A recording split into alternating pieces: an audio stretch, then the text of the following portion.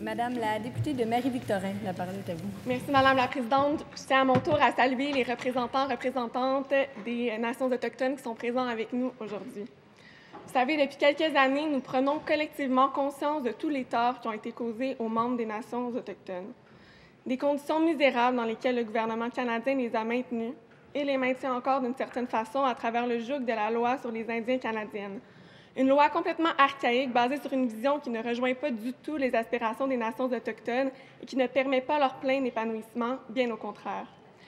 Des diverses tentatives pour en finir avec le problème indien à travers l'histoire du Canada, il y en a eu beaucoup. C'est honteux. Dès qu'un Autochtone détenait un diplôme universitaire, il perdait son statut.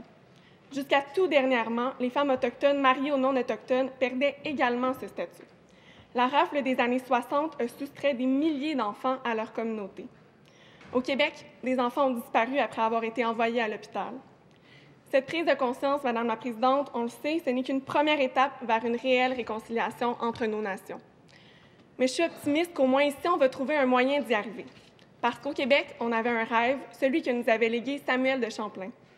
Il a lutté pour la réalisation d'un rêve incroyable. Pendant des décennies, il a parcouru un territoire bien plus grand que notre Québec contemporain, un territoire que se partagent aujourd'hui le Québec, 5 provinces canadiennes et 5 États américains. Il a établi des relations durables et des alliances avec de nombreuses nations autochtones, traitant d'égal à égal. Comme Québécois, nous avons de quoi être fiers de nos relations avant-gardistes avec les nations autochtones. Citons notamment la Convention de la baie James et du Nord québécois, la création du secrétariat aux affaires autochtones, la reconnaissance des nations autochtones et la reconnaissance des droits autochtones, sans oublier, bien sûr, la paix des braves de 2002.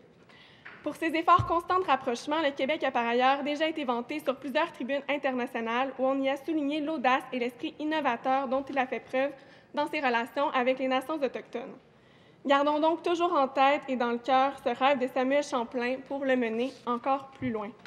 Bonne journée nationale des Autochtones. Merci beaucoup, Madame la Présidente.